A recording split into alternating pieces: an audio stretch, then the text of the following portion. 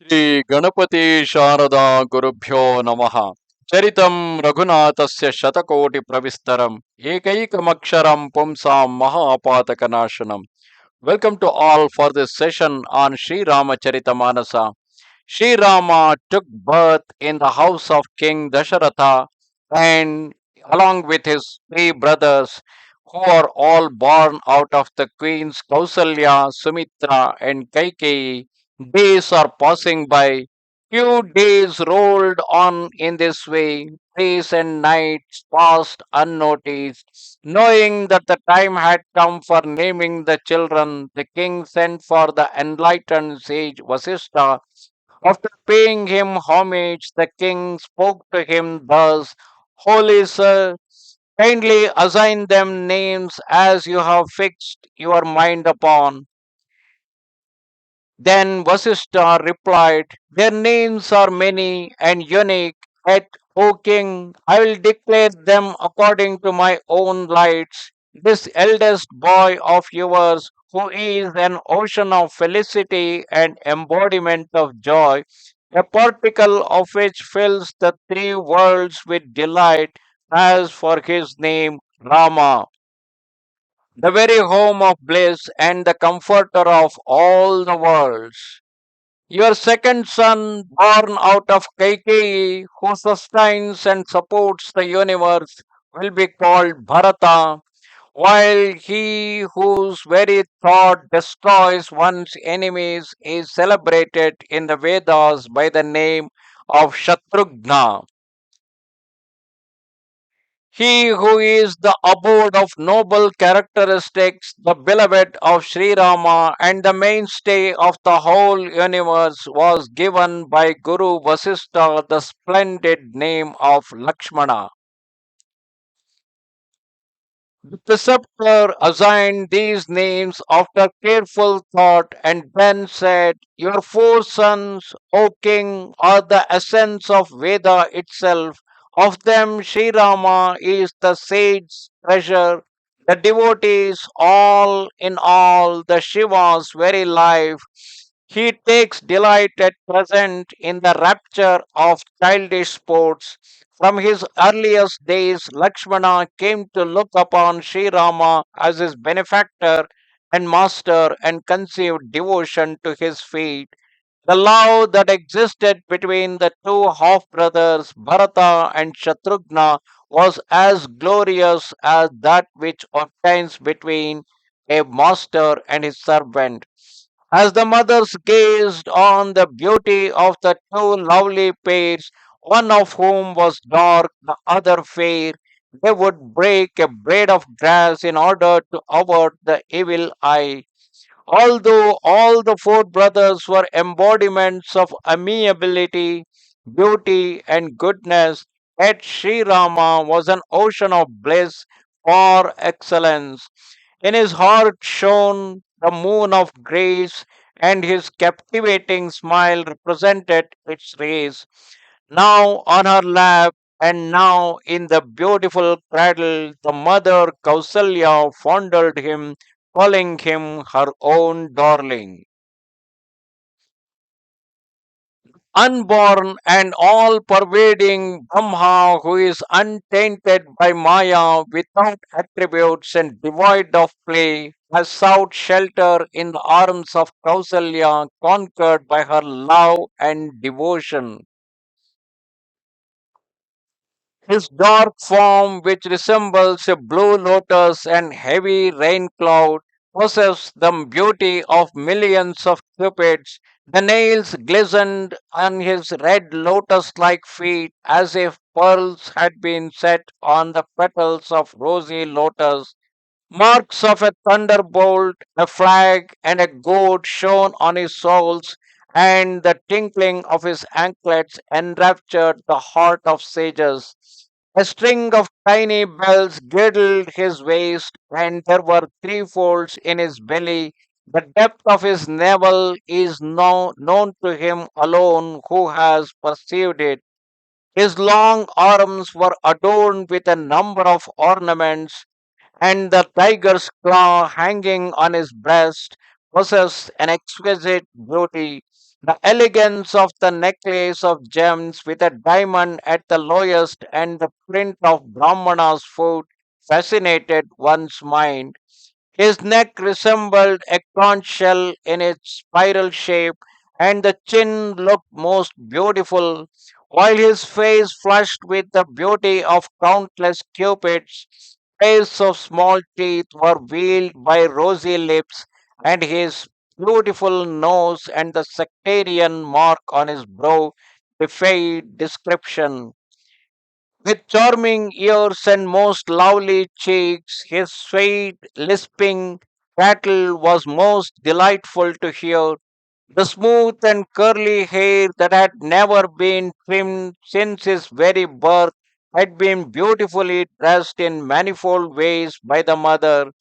The yellow frock covered his body, and his crawling on knees and hands was most pleasing to me. The elegance of his form was something which even the Vedas and Shesha, the serpent god, could not describe. It is known to him alone who was beheld it even in a dream. The all blissful Lord who is above delusion and transcends knowledge, speech, and all sensuous perceptions, portrayed like an innocent child, yielding to the supreme love of the royal couple Dasharatha and Kausalya. In this way, Sri Rama, the father and mother of the universe, delighted the people of Ayodhya.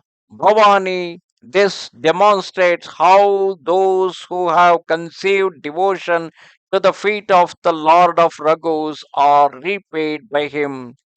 On the other hand, no one can liberate from the bondage of worldly existence him who is averse to the Lord of Raghus.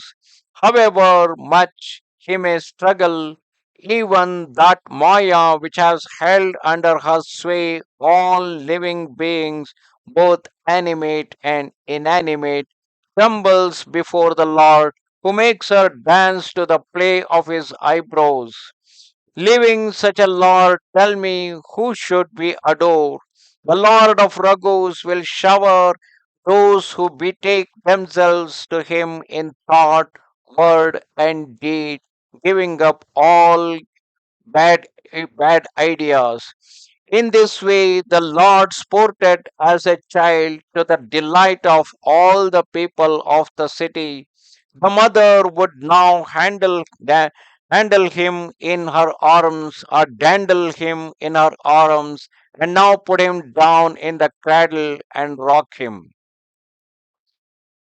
Kausalya remained so wrapped in love that days and nights passed unnoticed. Out of affection for her boy, she would sing lays of his childhood. One day, Mother Kausalya washed and adorned her baby and put him to sleep in the cradle. Thereafter, she bathed herself in order to worship the patron deity of her family. Having worshipped the deity, she offered him food and then returned to the kitchen. When she came back to the place of worship, she beheld her baby eating the food that had been offered to the Lord. Frightened at this, the mother went to her boy and found him asleep in the nursery. Coming back once again to the temple, she still saw the boy there. She now trembled with fear, and her mind found no rest. She saw two boys, one in the temple and the other in the nursery. She said to herself, is it my mental illusion or some other unusual phenomenon? When Sri Rama saw his mother perplexed, the Lord gently smiled. The Lord then revealed to his mother his marvelous infinite form, every pore of whose skin contained millions of universes. Kausalya saw therein countless suns and moons, Shivas and four faced Brahmas, and a number of mountains, rivers, oceans, plains, and woods, as well as the spirit of time, the principle of action, the modes of Prakriti, that is Sattva, Rajas, and Tamas, the spirit of knowledge and nature of many more things of which she had never heard before. She further perceived Maya, who is powerful in every respect, stricken with terror and standing with her palms joined together. The mother also beheld the embodied soul who is made to dance by Maya, and even so the spirit of devotion which liberates the soul. The hair on the mother's body bristled, and she stood speechless. Closing her eyes, she bowed her head at the Lord's feet. Seeing the mother struck with wonder, the slayer of Kara assumed the form of a child again. She was unable to utter praises and trembled at the thought that she had looked upon the Father of the universe as her own child. Srihari comforted his mother in many ways and said, "Listen, my mother, do not reveal this fact anywhere." Joining her palms, Kausalya prayed again and again, "See, my lord, that your Maya no longer casts her spell on me." Srihari indulged in many kinds of childish sports to the great delight of his votaries. After some time, all the four brothers passed the stage of infancy, gladdening the inmates of the house. Preceptor then came and performed the ceremony of tonsure, and the Brahmanas received handsome presents for officiating at the same. All the four noble princes moved about indulging in many numerous plays, which were most delightful to look at. The Lord, who cannot be comprehended through mind, speech, or action, sported in the courtyard of Dasharatha. When the king, while at meals, called him, he would not turn up, both loath as he was to leave the company of his playmates. When Kausalya went to call him, the Lord would run away toddling. He whom the Vedas declare the negative terms and and even Shiva could not find, the mother ran to catch him by force. With his body besmirched all over with dust, he came, and the King Dasharatha smilingly took him in his arms. Even while the Lord sat at meals, his mind was restless, so that the moment he got a chance, he would run away here and there with a scream of delight, his mouth dubbed with curds and rice. His charming and most innocent childish sports have been sung by Sharada, Shesha, Shambhu, and the Vedas. Those whose mind does not take delight in these have been deprived by providence of great good fortune. When all the four brothers attained of boyhood, the preceptor as well as their parents invested them with a sacred thread. The Lord of Raghus then proceeded to his preceptor's residence for study, and in a short time mastered all the branches of knowledge.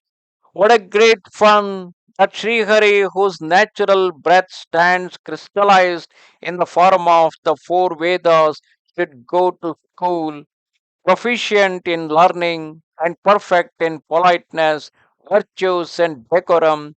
They played all the games imitating the role of a king. With an arrow and bow in the hands of each, they appeared most charming. Their beauty enraptured the whole creation, both animate and inanimate.